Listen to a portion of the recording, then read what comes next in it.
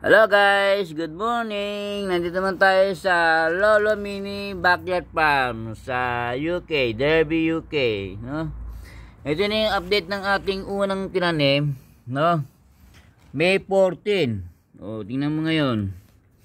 Almost tayo, 20 days na siguro. Ayan, dalawa to eh. So, meron na siyang mga original na dahon. Yan, no? So, ganun pa rin, no? Organic pa rin yung nasa paligid niya. Oops. Yan. So, ganyan pa rin, no? Wala pa tayong may mga damo-damo na nga rito, eh, oh. So, hindi natin siya nabibigyan ng organic dito. Yun nandito, eh. No? Kasi gusto ni Bon, madambo dito. Kaya, tingnan natin, no? Baka dito lang ako maglagay siguro ng organic. Dito pala, sa gilid, no? Yan, sa likod. Dito tayo maglalagay ng organic, dyan. Yan tayo maglalagay, okay? Para hanggat maaari meron siyang makukuha. No, dito meron na ako nilagay dito paikot eh. So ganun pa rin, no, guys. Pure organic to, no? Ito yung kamatis naman na galing sa palengke talaga to, supermarket, no? Yan. Yung kanina, yung kala Shopee, binili talaga yon, no? Yung talagang binibiling buto ng tomato. So ito yung galing sa supermarket, no? So ang plano ko dito, pagkakapanin lang siya rito. Hindi na akong lalagay ng trellis, no? Depende, kung magbago isip ko, lagay ko ng trellis.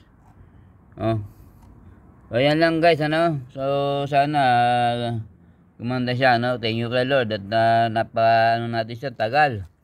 Madami akong nilagay dito eh. Ito, dalawa lang tong sumibol. 4 lang, no? Buti nga, meron pang tumubo eh. Okay guys, no? Yan sana, no? Pwede lang sana ng trellis dito, dyan. Tignan natin, no? Kasi nung araw, nung bata pa ako sa Cubao, doon sa kaibigan ng ate ko, sabi ng tatay ko, humingi ka nga doon sa kanila ng kamatis. Nung pagpunta ko, doon yung kamatis gumagapang lang sa lupa. Tingnan natin to. Malalaki to eh. Malaking bunga to. Okay guys, thank you for watching, no? Bigyan ko kayo ng update siguro. Next week na naman. Maganda ngayon dito, June 8, no? Cloudy, sunny weather. Yan, dito sa Derby, UK.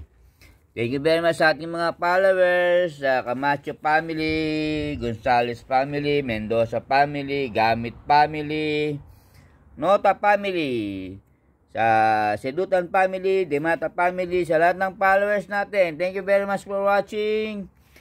Next week na lang, update natin dito sa Lolo Mini Backyard Farm, sa tomato update.